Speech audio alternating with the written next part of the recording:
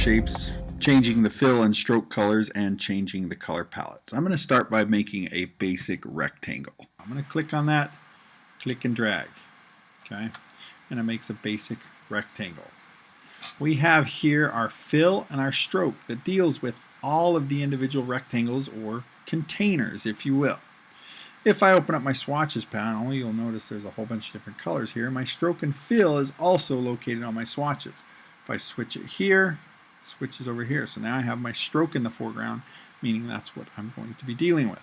Switch it here so I have the fill, etc. If I select a color, let's say blue, it will fill it with blue. If I switch to the stroke in the foreground and add a black stroke, you will notice I now have a black stroke. If I deselect, let's zoom in here just so you can see. I now have a container with a blue fill and a black stroke.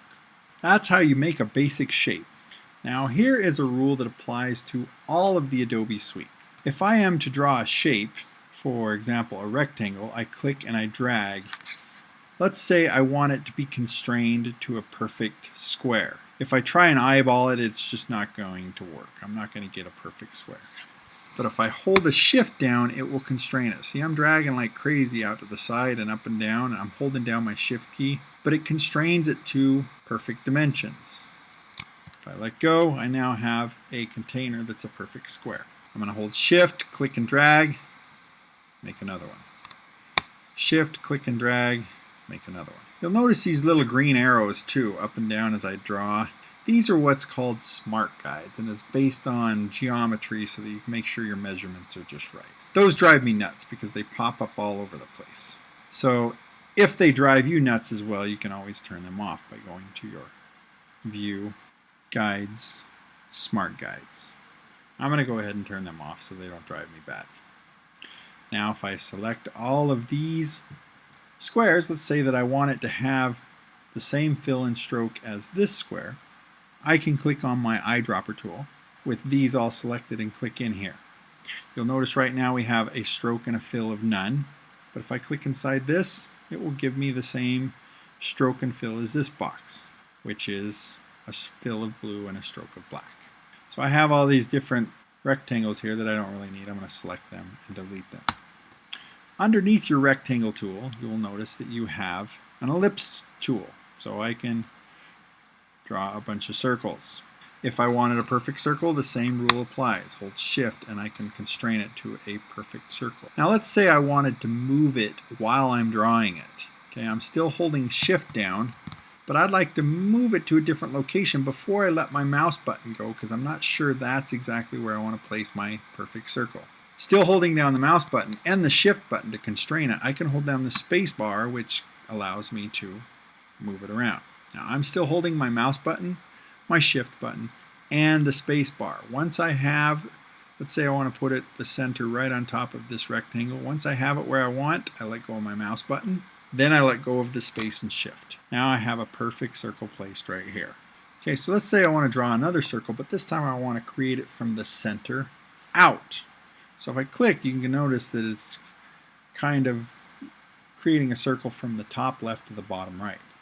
I want to create a circle from the center out. For example, what if I wanted to create a circle on this corner of this box, but I wanted the center to be right there where my cursor is? Well, what I can do is I can hold the Option key down and click and drag. Now it creates a circle from the center out. Let's say I want to create a circle from the center out and I want to constrain it to a perfect circle. I just keep holding down my Option key and I hold the Shift key. Now it keeps it constrained to a perfect circle.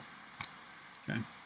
So to create a circle from the center out, I hold the Option. To constrain it, I hold the Shift. Now what if I want to move it and constrain it and create it from the center out? Well, I'm holding my Shift, my Option, and I'm going to hold my space as well to move it where I want. Once I have it where I want, I release my mouse button first, and then the other keys on the keyboard. And that works whether I'm creating a rectangle, an ellipse, or a polygon frame. Hold down Shift to constrain it, Option to create from the center out, space to move it. So these are some of your basic ways of making shapes. I'm going to grab my selection tool and I'm going to delete all these. Now what if I want to make a custom shape? Double click my hand tool to frame the entire pasteboard. Here we have the pen tool. The pen tool works just like the pen tool in Illustrator. If you click once, you'll get a straight line. If you click and drag, you'll get a curved line with handles. Every time you click and drag, you'll get handles. And obviously with Illustrator, you usually want to have closed paths.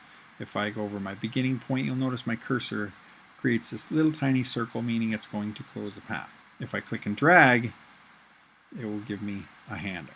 Okay, it only gives me one handle because I started it without a handle. Just like many of the other tools, you'll notice it has an arrow in the bottom right hand corner, meaning it has additional tools available. If I click and hold, you will notice I have these tools here. Just like the pen tool in Illustrator, I can add control points and I can delete control points. And like this guy right here, I can also add handles with this convert direction point tool. Click and drag. Now I have handles to work with. So I can make my own custom shapes. Let's say I wanted a text box to be a certain custom shape. If I click on my text, click in here, now it's going to be made into a text box, just like a square or a circle or anything else. If I go up to my type, fill with placeholder text, let's throw some text in there. And just like the pen tool in Illustrator, I grab my direct selection tool because I only want to deal with individual control points. I can grab individual control points and manipulate them. I can adjust these control points and you'll notice that the text works accordingly. I now have overset text because my shape is too small to hold all the text. But I can adjust it any way that I need, following the same rules as the pen tool in Illustrator. If I make this shape a little bit bigger, you will notice that I don't have the overset text and all my text fits within the shape. So this is how you make your custom shapes. Now let's talk for a minute about the fill and stroke. If I create a shape, just like we talked about, I can have the fill of red and the stroke of blue.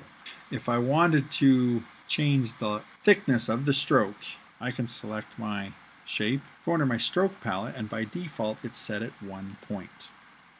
I can change that to 2 points, 3 points. Let's do 3 points. It's a little bit exaggerated, but for illustrative purposes, now I have this great big stroke on here. In fact, let's put it at 10 points. We'll go nuts. 10 points. Now we have this great big stroke. If at any time we want to look at our document as it would be printed, we can hit the shortcut key of W, which goes into preview mode, or we can access it from right here. Preview or normal. So that's how your fills and your strokes work.